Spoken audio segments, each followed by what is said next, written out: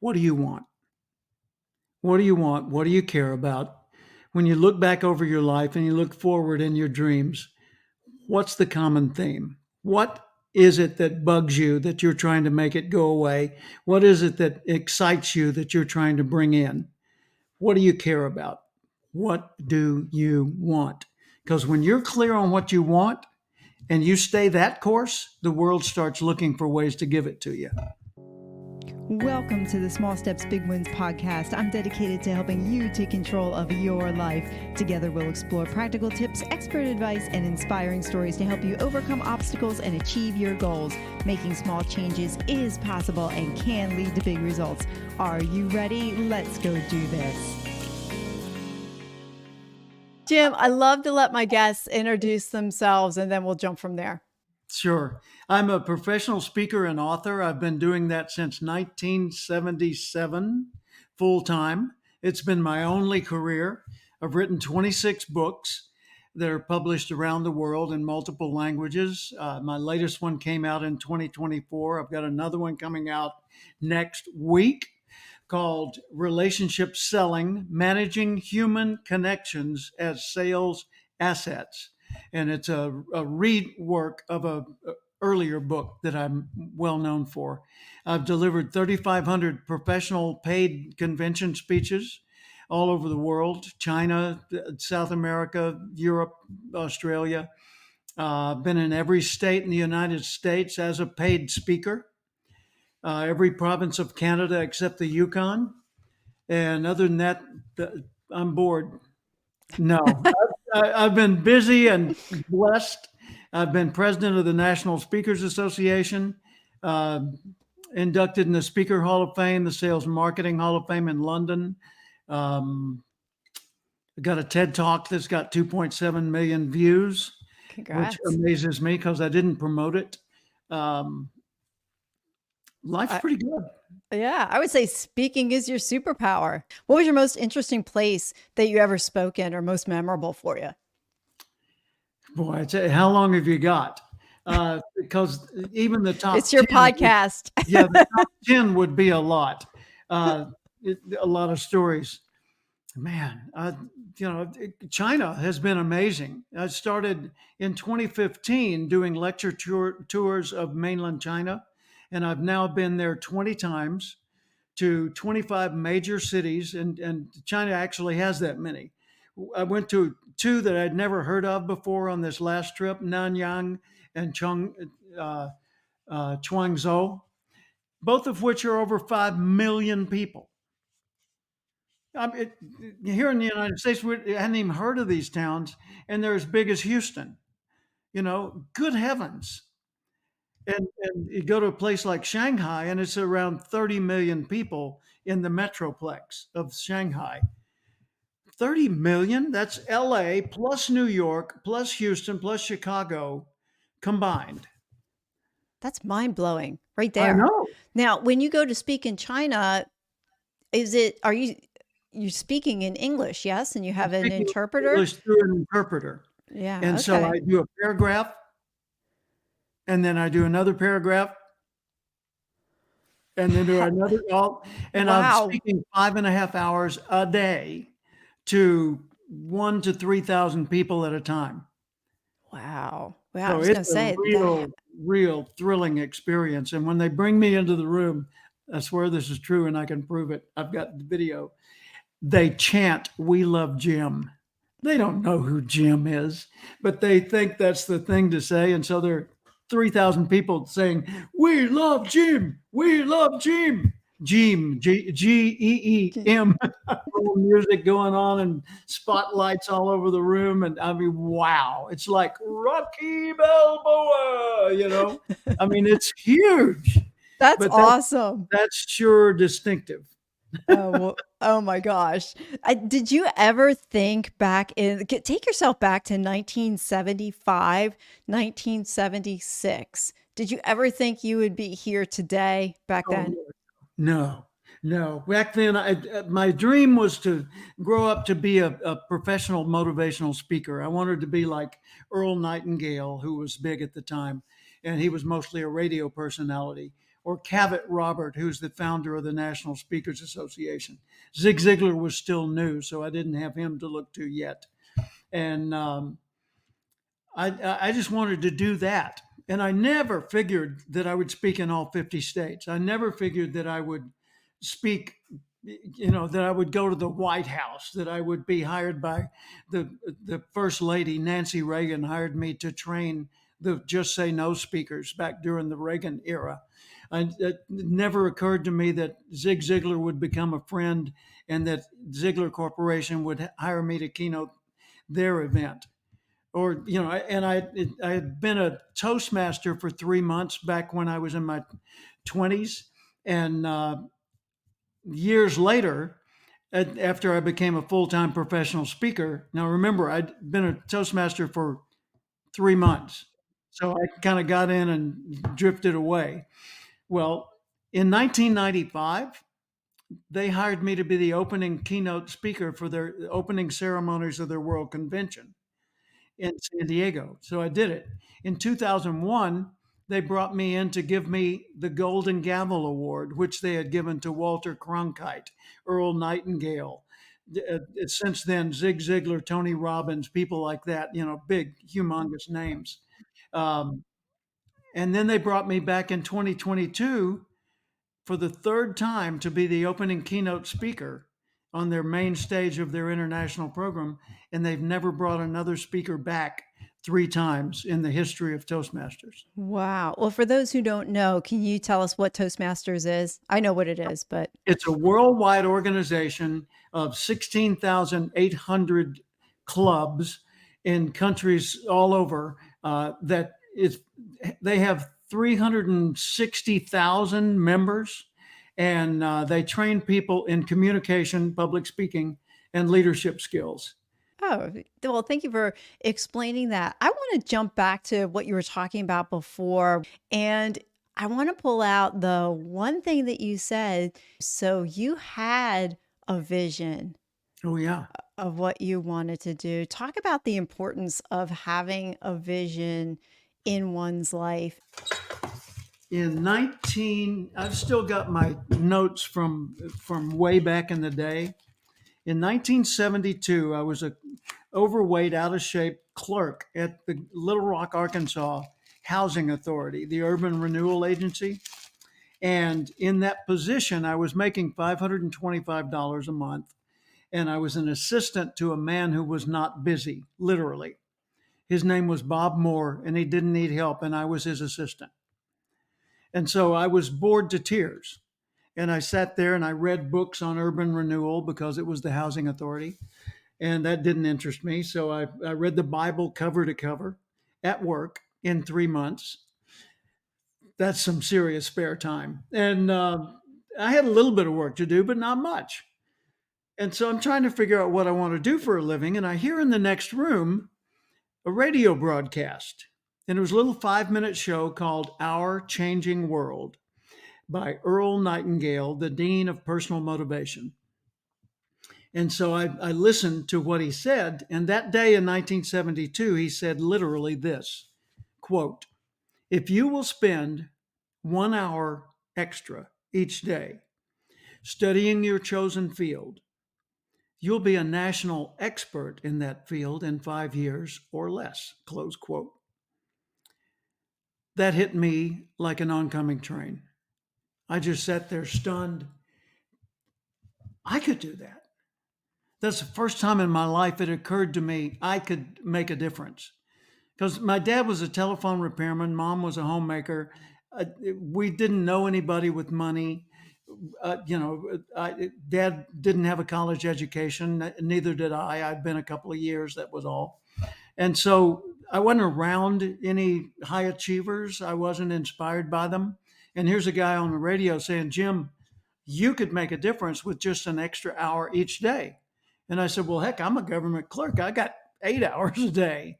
I could do this by next week." And You could expedite that. yeah, That's so amazing. I started thinking, what do I want to do when I grow up? And I was newly married with a baby at home, and I was out of shape, as I mentioned, and I was smoking 2 packs a day. So I was just a likable loser. And I thought, I want to do what that guy on the radio does. I want to help people grow. Well, I had two problems. The first problem was I had personally not achieved anything. And second, if I want to be a speaker, I had nothing to say. So how am I going to be a professional speaker and help people grow when I haven't even grown as a person? And so I just kept thinking, what could I do, Sue? Finally, it hit me. I'll take his advice. I'll spend an extra hour each day studying human development, which I knew nothing about. And I studied all the classics like Think and Grow Rich, Power of Positive Thinking, and How to Win Friends and Influence People, and all those classic books of the day. And personal development in 1972 was a tiny little sliver of society. Today it's huge. It's a multi-billion-dollar enterprise. But back then, there wasn't even a section on self-improvement in the library. And if you went to a bookstore, you'd have to search all day to find something that was a how-to book. Almost all the books were novels or history or something like that. So I found these resources, and I became, as I mentioned, fanatical about studying human development. I mean, to the point where my circle of friends kind of drifted away. They thought, we still like Jim, but he's a bit much. I was And going then to ask you about that. Yeah, I was going to ask you about that. The people around you, they started to see that you were changing and you were going in a different direction. How did you make that? How'd that make you feel back then when here you are walking through something and it's totally 180 degrees different than the other people around you? Obviously, you're not going with the flow at that point. How did you feel about that? And then what continued to propel you not to pull you back into your friend group? Well, I was absolutely committed to the idea of becoming an expert in the field of personal development. And this was before I knew it was possible. But I figured if I just never get off the path, if I stay on that course for the rest of my career, sooner or later I'll make it. It may be longer than I thought, or maybe more expensive or more painful than I thought, but that's what I want to do. So I'm going to do it. So I made the commitment to become an authority in the field of personal development. That led me to finding some other people who were interested in the field of psychology and applied behavioral science and all that. And I started getting together with them. And so it didn't really bother me that my other friends kind of drifted away, because like we didn't terminate a friendship. We just stopped getting together because I was only interested in this and they wanted to sit around and watch sports and, and drink and tell stories. And yeah, that's nice. I'll do that once, but only that Saturday. And then I'm going back to the program. Right. So I went to seminars, and there weren't many back then. You had to really look to find them. And I'd sit down and write out my goals. Like, this is a list of 11 qualities I wanted to develop in me, kind of like the Ben Franklin virtues. He listed the qualities he wanted to cultivate in himself. And then I took these ideas and I broke them into one thing at a time and put them on the back of a business card. Like this one says, speak well of all, praise my family, friends, and acquaintances, become known as one who always has a good comment about others, eliminate criticism. So I put that, it's on the back of a business card. I put it on the bathroom mirror, and I had another one I put on the visor in my car so that I would see it every day. And then when I felt like I had a grasp on that one, then I'd work on this one. And this one says, healthy, do some exercise each day that will tax me as much as a mile run. Eat and drink with moderation, 2-drink maximum at social gatherings. Some of these are kind of faded from water stains over the years. This is 1974. Oh my God, that's amazing. Like right now, this is on YouTube as well and video on Spotify. I hope people just go to the video, bypass the podcast and see this cool stuff that you're holding Thank up you. that I am just amazed that you still have it from 1972. I mean, we're going back almost 50 years now and you still Yeah. have it there.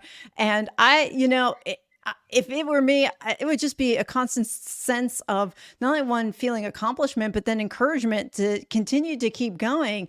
What I find fascinating about that is that probably without you even knowing it, having those little reminders on the back of a card and putting them on your mirror and reading them over daily, you are Every actually reprogramming your mind. Oh yeah. And here's one. You can see it's just as faded as can be. Yeah. Um, Gosh, it's hard for me to read. Anyway, I've still got these, right here in my desk, Yeah. and I look at it today, and I still am working on the same things. Like this Yeah. one says, "Speak ill of no one. Never complain nor criticize. Resist the temptation to point out other people's faults, either directly or through sarcasm. Mhm. Um, be patient and tolerant, forgiving, empathetic. Seek to understand, don't judge. Remember that all people are perfect for their current stage of development. Wow. If they Wow. knew how to do better or could do Yeah. better, they would have already done it. But maybe they need inspiration, or maybe they need a little more time, or And maybe maybe. they need help or resources or something like that. Or maybe nobody believes in them. So maybe I could be that resource for a person. So that's the kind of thing I was working on. I wanted to be a good person. In China, on my recent tours, I would have people come up and ask me at the end of a speech, uh, speaker, teacher, how do I become great speaker? How do I become a great speaker? Well, I think most of them who ask me that, and I got that question often in those words, I think they were trying to ask a good question rather than find out what the answer was. So I think they wanted to get an A in class for asking good questions. You know what I mean? And so I recognized what they were asking, but I also wanted to advise them on where they were coming from in asking it. So they come up and they say, "Teacher, how do I become a great speaker?" And I would say, "Become a great person and agree to give speeches." And they'd look at me kind of confused. And I would say, being able to give speeches in a wonderful way is a nice skill, but it's not what will get you booked to speak to thousands of people on important topics. What will get you those bookings is being a person who matters, a person of substance. Be a great person. And even if you have a speech impediment, even if your language is not particularly eloquent, even if you're hard to listen to, you will still be asked to share your ideas. So, being a great speaker is not about the speaking, it's about the message. And the reason a speaker is chosen is because the audience wants or needs the message. So it's never about the speaker, it's always about the message. I wrote a book that came out this year, What to Do When You're the Speaker. And I call it the Cathcart method for confident communication. But it's 54 little lessons for people who are already pretty decent speakers to know, what do you do when you get to the meeting and you find out that you're meeting outdoors by the swimming pool and they don't have a sound system? Or what do you do when you get to the meeting and the speaker before you has gone overtime by 45 minutes and your 40-minute speech now has to be a 12-minute summary? What do you do when in the middle of your speech the electricity goes out and you can't use your slides anymore and the room is now dark? What do you do when the building catches on fire and you're the only person with a microphone and there's 700 people in front of you who have to be evacuated? I've had all these things happen. What do you do when a drunk stumbles into the banquet of 400 people that you're speaking to and he challenges everybody to a fist fight? What do you do when your translator didn't make it to the meeting and you don't speak the local language? See, these are all things I've had to face. And if you don't know how to think about those things, then you're not going to have a good answer for them. And so I wrote a book about it. And it's free. If anybody wants it, they can download it. It's free dot Cathcart, CATHCART.com. I did download the book and I was looking through the table of contents. And I was like, oh my gosh, there's like all different types of topics that pertain, just like we were talking about, it's pertaining to Yeah. speaking. I love it that most of them are only like 1 or 2 pages long. As I hear you explain each of those circumstances, like, it also made me think about the samurai or the warrior going out into battle has already thought through different scenarios, like what makes them Yeah. a great warrior, not because they just went in and faced their fear head on, but because they had already done the mental preparation to think about the things that could go wrong. Now, you can't think about everything, but at least if you have a couple of plan A, plan Bs in your mind before you have to face them. A good example of that is fire exits. When I go to a meeting, I go to the room early, always.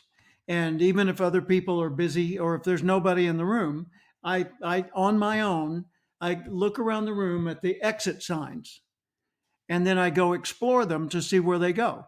Because some of those exit signs, like you go through this door over here and it leads you to a hallway that goes down here, back there, around there, and then finally out. Well, you could have gone just directly out that door and avoided being killed from smoke inhalation in the inner hallway. So I check those things out in advance so that if I'm the only guy in the room with a microphone, that I know how to behave responsibly and save my audience if they're in danger. This is the bookmark that I did for the book, What to Do When You're the Speaker. Look at the people who endorsed it. Les Brown, Brian Tracy, Ronald Reagan's son Michael, Dr. Ivan Meisner of BNI, Dr. Nito Cobain, Patricia Fripp, all that, all these people are top Hall of Fame names, and every one of them said, "Yeah, this book is excellent. It's the Bible for speakers. Get one." Les Brown, in fact, when I asked him if he'd be willing to write me a little endorsement, called me up. He said, "Jim, check your text." I said, "Okay, hang on." I took the phone away from my ear, and there was a video from him endorsing my book. He did a video testimonial for me. How'd that make you feel? Very, very good. Thank you. Yeah. You mentioned something about, how that when you were in China and those kids were asking you how, or kids asking you how can they be a great speaker, and you said to them, "Go and be a great person." How would you define a great person? I would say, well, first off, being a great person means being the best version of you. It doesn't mean changing yourself, it means evolving to the next stages of your own development. Because the best thing you can be, and the only thing you can be really, is you. And every person, my belief is that every person was intended to be created. I don't believe that we are biological coincidences. Humanity is way too complex and too perfect in so many ways to have been just a cosmic accident. And so, whatever your concept of our creator happens to be, everything that exists was created by someone or something. Okay? So, I believe that humanity, because it's so distinctive from the entire animal kingdom and plants and everything else, is an intentional existence. And that means people aren't born by accident. Well, yeah, so and so was an accident because their parents didn't intend to have a child. their parents did the things that allow children to be born, they at least physically intended a child, even if they didn't emotionally. Well, okay, yeah. Who made that decision? People cannot create life. People are vehicles through life, which life can be created, but people can't decide in advance that they're going to have a particular, have a child that's going to be a gender, that they specify or whatever. It can't be done. You can only facilitate the emergence of life. Try this: get a seed and go to your garden and plant the seed and make it grow. You can't. You can allow it to grow, you can nourish it and nurture it, but that's not going to guarantee it's going to grow. And when it grows, you can't make it bear fruit. It'll do that when it's ready, if it's ready. So life's got its own agenda. We're just vehicles. I think we should be better vehicles. Be a better doorway for life to emerge through you. Live abundantly. Develop your mind, develop your body, develop your spirit, nurture your soul, connect with other people and care for other people, make a difference in the world. So mental, physical, family, social, spiritual, career, financial, emotional, those are all aspects of your life. Live fully in every one of them. And as you do, the echo effect of your existence will make life better for other people. And that's how you get rewards in life. You don't get them from going and taking, although you could do that, but the short term payoff is offset by the long term damage that'll be done to you as well as things in general. So go and do good, because that's going to bring good back to you. Quickest way to be a more frequent recipient of gifts from others is be the most beautifully grateful person they ever encountered. They'll think, man, I'm going to give her something else. I love it. There's just so much in there. Yeah, to live life abundantly is, I heard you say that. And Well, that's John 10:10 in the Bible. I've come that they would have life and have it more abundantly. So I took it out of a religious context and applied it to myself. That's what I'm here for, to have life and have it more abundantly and do the same for other people. so if somebody comes up to you and they say, Jim, I don't feel like I'm living an abundant life. How would you respond to that? I would say then this is your starting point, because if your life stinks currently, that doesn't mean it's going to be that way tomorrow. It means that's what you're starting from. Okay, so what needs to change? Well, I can't change anything. It's all out there. Excuse me. You start changing you, and the things that are out there are going to affect you differently. And then you're going to be able to affect the things out there. So yes, you can change. Well, people hate me, and it's always raining, and I'm just going to sit here and eat worms. Okay, get over yourself. You're not that big of a deal. But you could be a great resource to the world if you would start focusing on the good you can do. Every person, regardless of station, could be kind towards somebody. They could pick up some trash they didn't put down. They could give some encouragement. They could point out something another person did well. They could provide a solution that another person hadn't discovered yet. Hey, if you flip the lid open on that, it'll go easier. Oh, yeah, I hadn't thought. Thank you. Right? There are little microscopic ways we can be helpful all day long with no education, with no high intellect, with no special skills. We can be ugly as a mud fence, as they used to say in Arkansas when I was growing up. We can be short, fat, tall, skinny. We can speak awkwardly, and still we can do good every single day.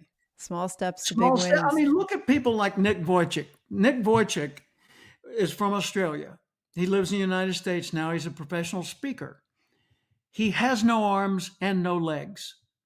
He has, let me say that again, no arms and no legs. He has one appendage that's like a finger, that's where he would have normally had a foot. I think he's a thalidomide baby. I'm not sure whether that's the case, but when he was born missing all the usual limbs. And yet he accepts himself and loves himself just like a person who's perfectly formed. He is a person of faith, a person with a curious mind who's constantly learning, and a person who cares enough about other people that he wants to be an inspiration to others.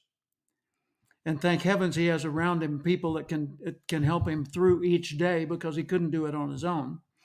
But he goes around the world giving speeches to enormous audiences, standing, if you can call it that, on a table on the stage, unable to get off of that table and get back on it. And he will even fall onto the table with wearing a microphone here and still speak and then contort himself around and stand up again as part of the presentation, talking about dealing with difficulties and accepting your circumstances. And when you've heard the end of his speech, you're just sitting there thinking, oh my gosh. And I was complaining about how long it took the water to get hot on my faucet today. I was complaining because the mail came too late and I wasn't able to get that envelope before I went to the office. I was complaining because that's not the kind of eggs I wanted for breakfast. How selfish and stupid and wrong of me. Good heavens, right? Yeah. Yeah. Well, when we put our trials and tribulations into perspective, when you have that type of comparison. My problem is, the other people around me don't care for me. Well, excuse me, I've been watching, and they say plenty of things like "Good morning, how are you? Great to see you. I love you." Things like that. Yeah, but they don't mean it. Ah, so the problem isn't them. Yeah, it's It's an you. interpretation. Yeah, it's in you. How much, I mean, how much do we, and a lot of it's subconscious too, don't you think, where we project our thoughts outside of ourselves rather than forcing ourselves to think about it internally, and we take it so personally, and we really shouldn't. I was asked on Sunday to deliver a prayer at our church. And in that prayer, I said, Lord, we know that thoughts are things, that when we think in private, we've created something that is actually real. It's not physically, tangibly real, but it's real. And, regardless whether you're a person of faith, thoughts exist and thoughts manifest. And thoughts can be picked up on by other people who don't even know you because they're little subtle microscopic clues that we give as to how we're thinking that others can pick up on and not even realize what they're picking up on. I don't know, it's something about him that just, I just had a feeling, right? Well, where'd the feeling come from? Perception. Perception in what way? We probably saw some little microscopic something that we weren't aware we were seeing, and it affected us. So, we can control the thoughts we entertain and the thoughts we reject.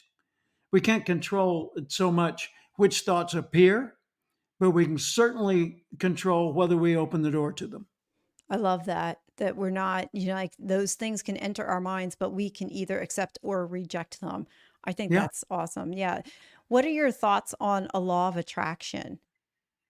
Well, the law of attraction, which comes from a book written by a man named Wallace Wattles back in 1910.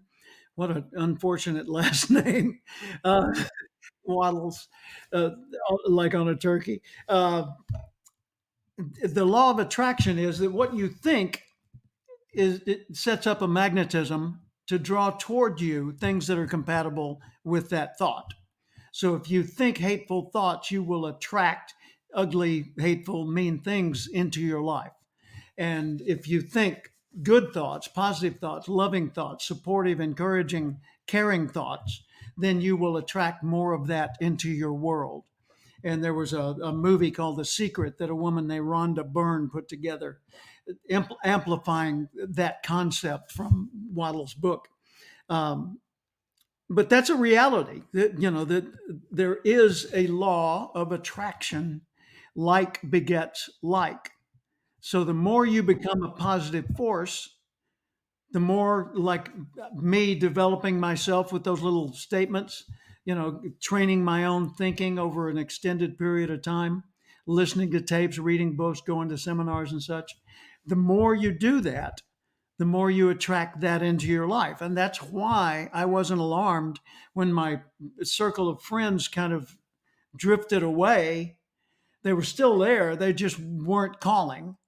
And I wasn't concerned because I had a new circle of friends, albeit small at first, that has now become the top thought leaders and influencers in the world of personal development around the world.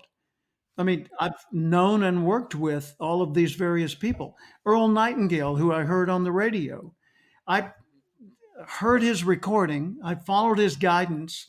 I got a job later, 2 years later, selling his recordings, his training programs, door to door to businesses in Little Rock, Arkansas. And 10 years later, he was selling my recordings. And he sold $3.5 million worth of my first audio cassette album back in 1984 and 85. And when Earl Nightingale, who I'd heard on the radio when I was a clerk, when he passed away, I was the only outside speaker at his memorial service besides his widow. And his son was in the audience of 1,000 professional speakers at the National Speakers Convention. Wow. Amazing. Yeah. I mean, that Amazing. I boggles mean, the mind. just sit in that for a minute. Here you were a clerk in 1972, and here you are 10 years later, and it's almost like it's flipped. You were selling stuff for Earl Nightingale, and then he's selling stuff for you. Yeah. Earl had a company called Nightingale Conant Corporation, still exists, and they were selling Earl Nightingale's Lead the Field and Stranger's Secret audio cassettes. But Lead the Field, this particular Lead the Field audio cassette from back in the day, is called How Much Are You Worth? And it's talking about the worth of a human being. And it's a very inspiring recording. Well, Earl recorded 48 of those, and I bought all of them and then sold them to businesses in Little Rock when I was living back there. I live in Austin, Texas now. And 10 years later, I was in business on my own. I had a business partner, Dr. Tony Alessandra from the University of San Diego. And we had formed Cathcart, Alessandra and Associates, and we were selling a training program of our own on personality types. We were one of the first in the country to do that. And Earl Nightingale called our office out of the blue. And I picked up the phone and almost went into shock. He said, "May I speak to Jim Cathcart?" And I said, which means this is he.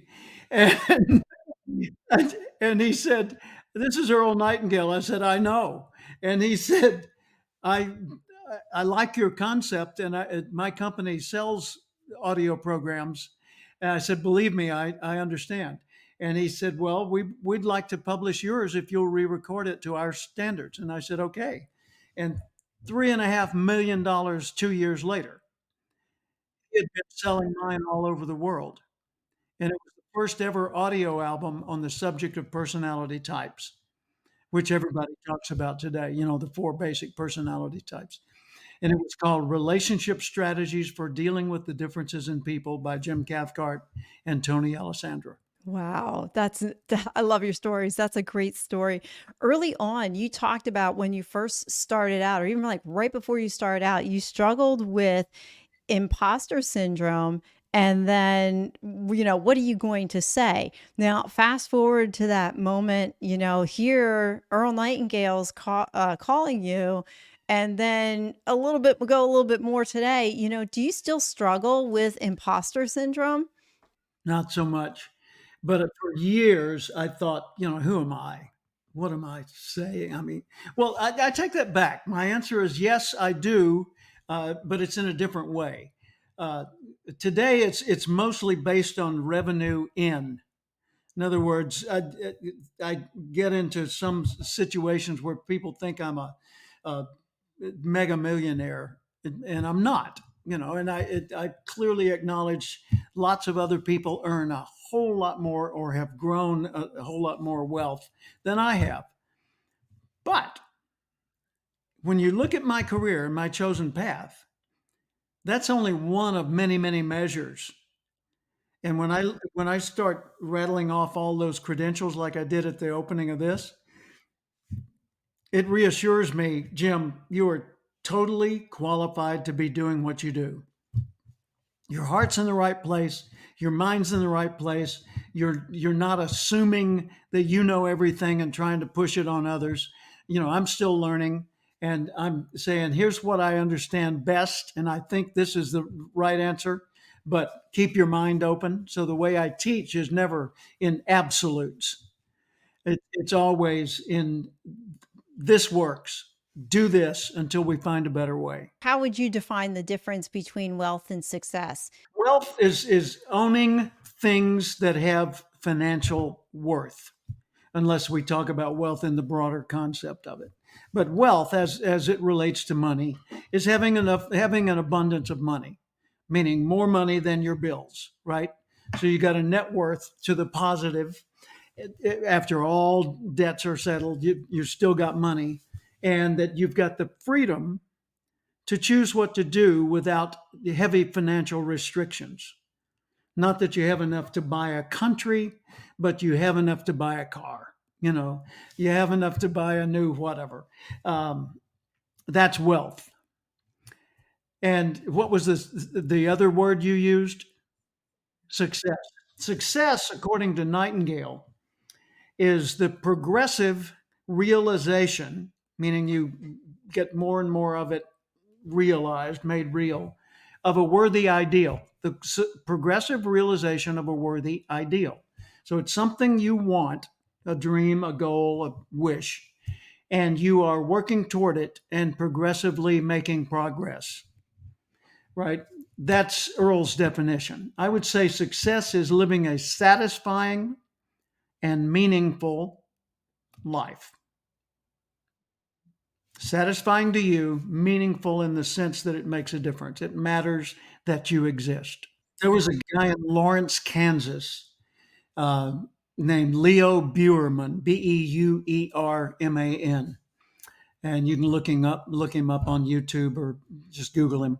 But Leo Buerman was a very small man with severe deformities, and he had to wear very thick glasses.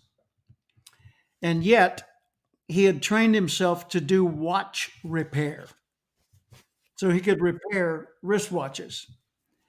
And he lived on his own, had a tractor that he would drive from his home to downtown Lawrence, I think it was.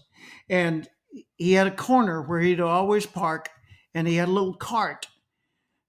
And he would scoot himself along the street and sit in this particular location each day, and he would sell things like pencils, and he would do repairs on things, and that's how he sustained himself.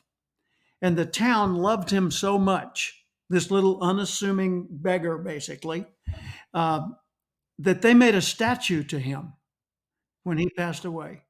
There's a bronze statue of him in his little cart, and they made a movie about him that I saw back in the 1970s and used to show as part of seminars that I was doing. So don't ever think, I'm nobody, I don't count. Anybody can make a difference. Anybody. But how many people, though, feel so freed by what we just talked about and how you defined wealth and success that they can look back and say, "Oh, wait a minute. Yeah, I am wealthy. I Totally. am wealthy. I don't live in a $2.3 million home, but I live where I'm at and I touch the people around me and I care about them and I serve them and I have purpose in life." Yeah. It doesn't And get much better than some people that. have said to me, yeah, but I think people should be content. Not so much. I think we should be at peace with where we're at and what our life is like. But that doesn't mean we should be content and not grow.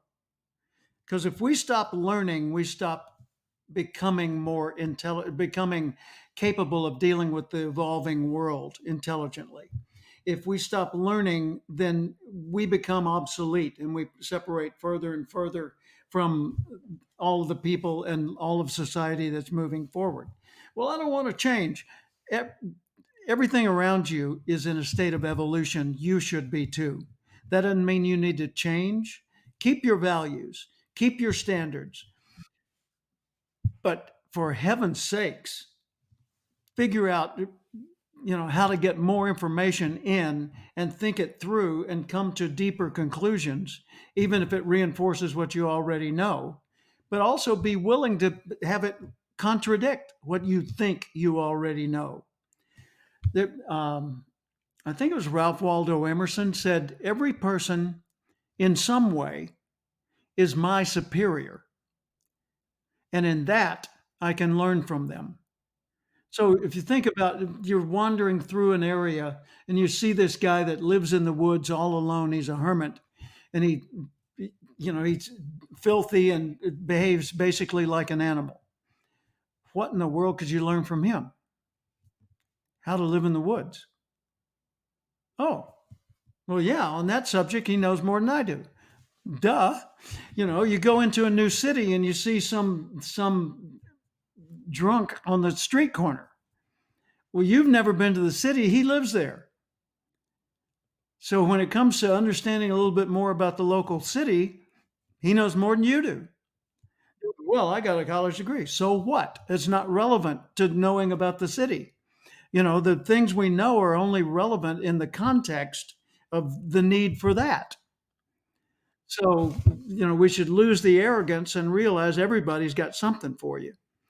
I was in, and pardon me for the nonstop stories, but I was in Georgetown, Malaysia a few years ago, 2019. And I was leading a experts academy that I teach. It's an ongoing uh, multiple month training program where I work with people on the basic life skills that allow us to be a professional success. And this group of people were from China, so I was always with my interpreter, Kitty Chun, and we had been through classes for the last few days, and we were taking an excursion from Penang, Malaysia, to nearby Georgetown to a fishing village. And we're wandering through all the little shops and the stands and the stalls and the vendors and the beggars and everything. And there's a little group of us, maybe a dozen or so, walking along. And Kitty always at my elbow because I didn't speak Chinese. And as we walked along, I saw a beggar sitting there playing an old beat up guitar. And he's a really dark skinned guy from like India or, that kind of dark skins. And he had a huge scar on the side of his face and he had an artificial leg and he was seated cross legged and wearing sweatpants with holes in them so you could see the artificial leg showing through. And, and he's playing guitar and he's sitting in the dirt surrounded by a kind of a tiled area, leaning back against a post, and a bunch of loose paper in front of him with his song notes, handwritten by him, song notes. And as we walked by, I noticed he's singing in English. I said, "Wait a minute, Kitty." And I turned back and I put some money in his hat because he was playing for tips. And then I started to walk away and I said, "Hey, do you know any American songs?" He said, "I know Hotel California." And I said, "Outstanding." I said, I'm a guitarist and singer too." And he said, "Really?" I said, "Yeah, can I sing it with you?" And he said, "Well, sure." So he's fumbling through his pages trying to find his Hotel California notes. And I sit down in the dirt next to him. And my entourage, they go, meaning, doesn't teacher know this man is unclean and he shouldn't be touching him or even talking with him, that this is beneath his station, right? So I'm sitting in the dirt and I'm intentionally shoulder to shoulder and knee to artificial leg with this guy intentionally. And he's smelly and sweaty and, not physically cool. And I said, "What's your name?" He said, "Halif." And I said, "Well, I'm Jim," so we shook hands. And he said, "Would you like to play the guitar?" And I said, "Well, sure." And so I take the guitar and I start playing the Hotel California and singing. And the people that are wandering through are gathered around, and they don't know what to do. So they're not sure if they should look at us or be around this or not, but something bizarre is happening, and so they're going to stay for the moment. And so I'm, "Welcome to the Hotel California, such a lovely place, such a lovely place." That's Halif singing harmony.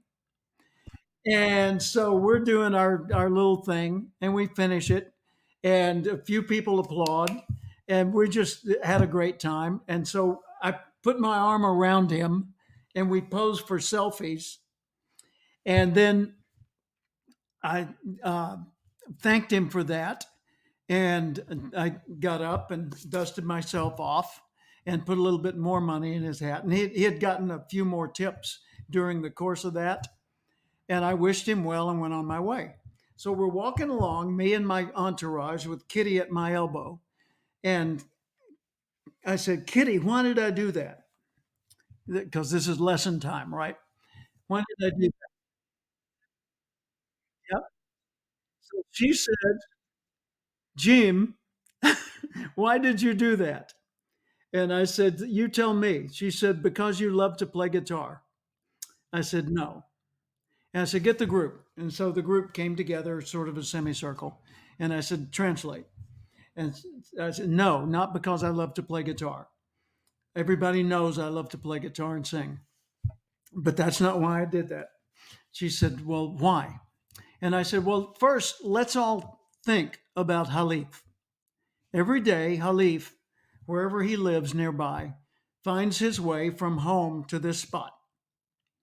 And it's not easy for him because he's got an artificial leg and it's pretty clear he's been injured. So I would imagine he's probably in pain much of the time, if not all the time. Different places, different pains." I said, "But every day he finds his way to this spot. And he doesn't have a locker nearby where he can stash his guitar and notes. He has to carry them with him to and from so that nobody steals them or destroys them. So he gets here and he sets up in his little spot, and he probably has to occasionally compete with others for the spot. But for now, it's working. And all day long, 100% of the people he encounters look down on him. Physically, they look down on him because they're standing above him. And attitudinally, they look down on him as a lower type of life.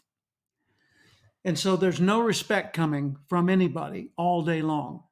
And he's playing and singing in hopes to please enough of them that they will contribute tips that allow him to survive yet another day.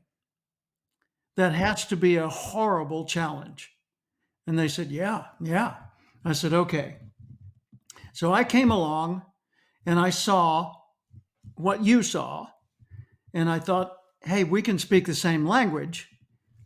And it just hit me. I want to sing a song with him.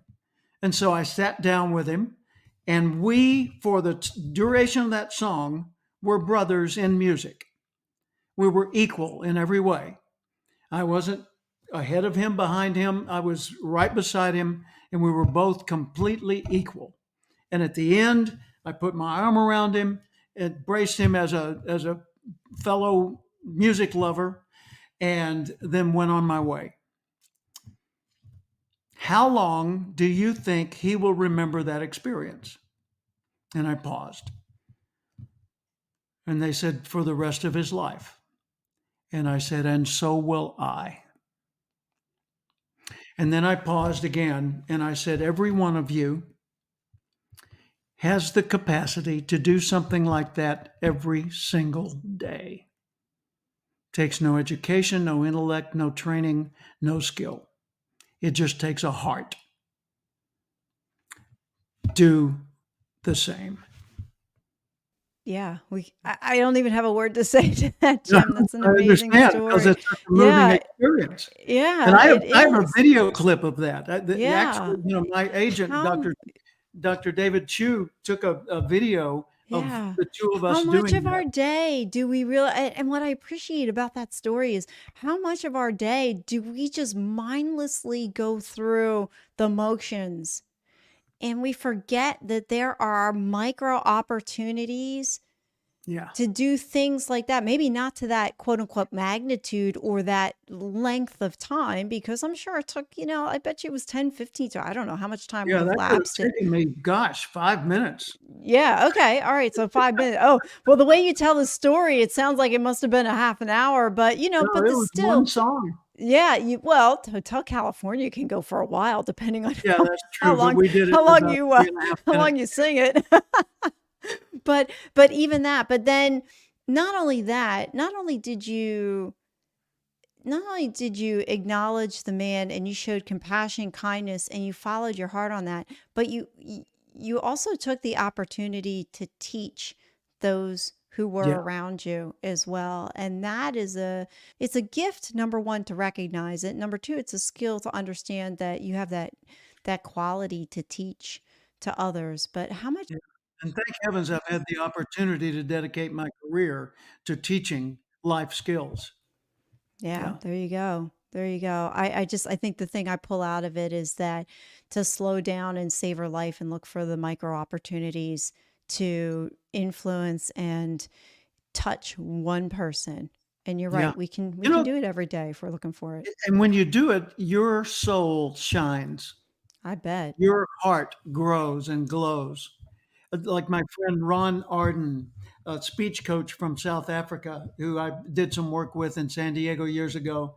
I was telling him one of my stories, and it was a story like that one about stopping to acknowledge somebody that didn't have any power. And he said, Jim, he said, I was recently in Atlanta to do some speech coaching, and I went to a restaurant alone. And while I was dining, I saw an older couple, I mean, really older, like 90s, that are sitting at the table together, dining and holding hands and flirting with each other and laughing. And it was just such a beautiful thing to observe. So as I was leaving the restaurant, I thought, what would Jim do? And I walked over to them and said, excuse me. And they said, oh, hello. And I said, may I make an observation? And they said, well, sure.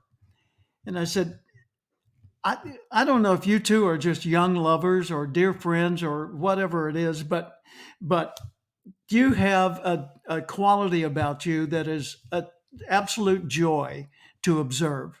And they said, what a wonderful thing to say. How nice of you. Would you like to sit and join us? He said, no, I just wanted to share that observation. So thank you. And then he went on his way. He said, Jim, I knew that if I did that, it would make them feel good. What I didn't realize is how good it made me feel about myself, because I wasn't focused on myself. I was focused on the quality in me that was making things better for others. And he said, and even to this day, I have good feelings remembering the good that I did in that moment. And it took nothing on my part. What I really want to capture in what you said is that when he did that for somebody else, it filled him. And how often we will convince ourselves that, I'm not going to do that. I'm not going to say anything to them. That's not, I'm not going to get anything out of it. We don't do things because we're looking to get something out of it. But in that case, he just did something, he wasn't looking for anything out of it, but the byproduct was the satisfaction in blessing somebody else's day and sharing a positive observation with them. I love that. And I just want to pull that out so that we don't miss the beauty of that. How we And there's another way to say it. You could even say, be selfish, be unselfish for selfish reasons. What does that mean? It means be generous like that, be giving, be caring like that for the payoff if you want. I don't care why you do it, just do it. because you're going to benefit from it as well as the other people benefiting from it. But your heart really ought to come from a giving posture, not a getting posture. But that's why I'm a mentor. That's why I do what I do for a living. I like to help other people get to where they want to go and be able 45 years from now to look back at those little notes that kept them on the path and kept them growing along the way. So what you're doing through this podcast, what I do through my mentorship, working with people as a mentor to experts, that's we're in our ways creating echoes that make the world a better place. Yeah, yeah, just creating and giving back. I love it. I love it. So, Jim, project yourself. What would 20 year out from now, Jim, turn around and say, current Jim sitting Me, right here? What would they have to say? Yeah, yeah. What do you 20 year think? now think about this. 20 year out from now, Uh-huh. I would be age 97. Okay. I'm 77 today. I have So an no, aunt that passed away at 101. So wow, wow, 100% positive, what a full life. 100% plausible. Love it. So 97-year-old me would say to current me, "Hey Jim, send some more money ahead."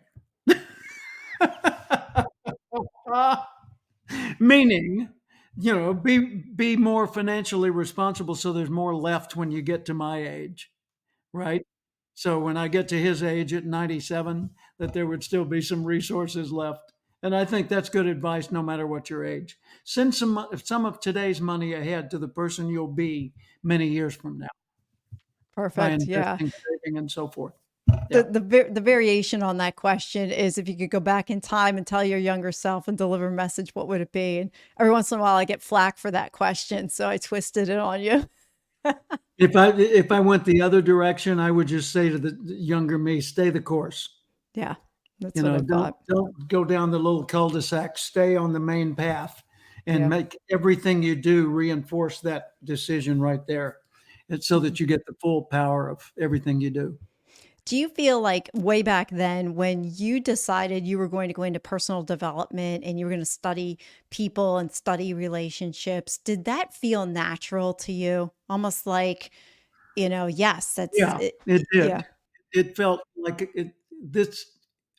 I never questioned whether I was on the right path. I questioned whether I was on it in the right way. And I tried lots of different variations of this career, some of which paid off beautifully and others only marginally. Uh, I even got into a partnership at one time that cost me a lot of heartache and money, uh, but bounced back fine a couple of years later. And my partnership with Dr. Tony Alessandro was an absolute blessing to my life. And we're still best friends today. And we met in 1979, so I'll be staying at his home in May when I do my Experts Academy Summit in La Nice. Jolla. Uh-huh. Yeah, nice. Well, So there you go.